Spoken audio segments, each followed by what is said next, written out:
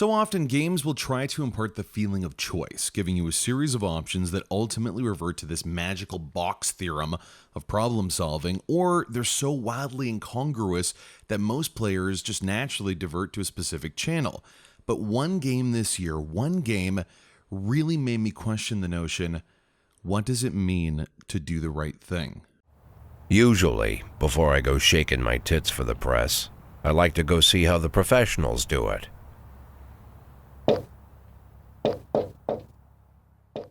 This is The Police from WeAppy, a small development company in Belarus, through Kickstarter, was able to create this chief of police simulator. Ultimately, though, this game, what they created, is so much more. Here's the premise. You're placed in the role of Jack Boyd, police chief of a small city known as Freiburg. Immediately, you are told you'll be out of a job in 180 days, thanks to the machinations of a vile mayor, and as a final riposte, you're trying to earn $500,000 in that time in order to retire through illicit means. It's a very simple video game premise, but that developed into a really incredibly thought-provoking mediation on exactly what you would do for yourself and the people you love in order to be happy. The cutscenes and story elements in This Is the Police are expressed in these beautifully subtle interactive comic strips in which panels of geometric artist renderings of people move slowly in and out of frame, accompanied by lyrical sound design, a stringing internal monologue, of course performed by John St. John, the voice of unexpectedly Duke Nukem, creates something that works. The subtlety of expression allows the work to shine through. I can recall tangible moments in which a blank screen and the pitter-patter of walking, whistling ambience put shivers down my spine. Every word chosen seems to be specifically curated, constantly pushing the narrative arc that Boyd will do anything to be free. What to be free of, though, isn't exactly clear. As a rule, no. Sometimes you make a date, right?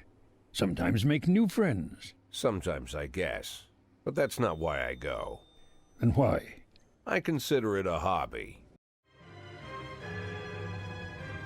Ironically, for a game that pushes emotional intensity, the game itself, the gameplay, manifests simply, undercutting the miasm that is the commodification of justice. Police chiefs aren't on the streets. They sit in rooms listening to pandering of special interest groups as diverse as City Hall to even local mobsters. Yet even then, even in this subtlety, where you simply send officers on assignments and attempt to retrieve them back in time so you don't miss out on one of these big break-and-enters or riots, you feel bleak. As a character using this system, you can do a variety of things from bribing, killing, maiming, framing, but there's melancholy in all of this work, pushing the notion that doing the right thing is hard. Laura, if you've stopped loving me, I'll let you go. I can't expect the impossible from you. Just don't let me die out here, okay? We deal with the concept of choice. We talked about it before. In This Is the Police, I had the option of working for the mafia under duress, using them to maintain illicit income and being at their beck and call, then starting a gang war with another rival group, making sure they won that gang war, and then using their belief and trust in me to surreptitiously arrest everyone in their organization one by one. All of that could have ended with one wrong choice. If I made one error or took one different fork in the road, my entire experience would have been vastly different. And these choices occur nearly every day of the 180 you have. Going through this bureaucratic boredom of justice actually carries realistic weight. Games of the world, listen. This is how you create real stakes. Going back to the storytelling, great video games, truly great ones, allow every part of the game design to contribute to the overall narrative, be it sound, animation, art style, or voice acting. They're all working for that same goal of telling a story. This is the Police, through a confluence of subtle tones, deliberate movements, and understated art design, create a world that is frightening, a world that's real. I admittedly cried when a young woman, through these same pained expressions, broke through tears, admitting to being raped, and I knew there was nothing I could do. I oscillated on the veracity of perpetrating these racist acts for City Hall. Maybe if I did take a stand, I could lose someone important in the process. That is real resonation. That is real thought. And for a game that cost less than $10 and gave me 50 hours of enjoyment, that is unheard of. By the way, Mr. Boyd, I've got to ask, why $500,000?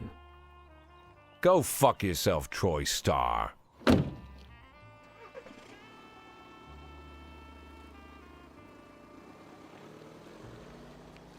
Now, obviously, there are things wrong with this game. There's a lot of save scrumming where if you have a mistake, you just reload. There are 180 days, and they all won't be exciting.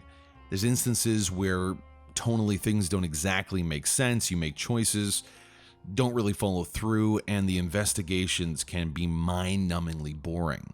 But ultimately, in a world that is slowly becoming militarized, with police prejudice fostering more and more distrust in the public, having a game that shows you everyone is so frighteningly human is healing.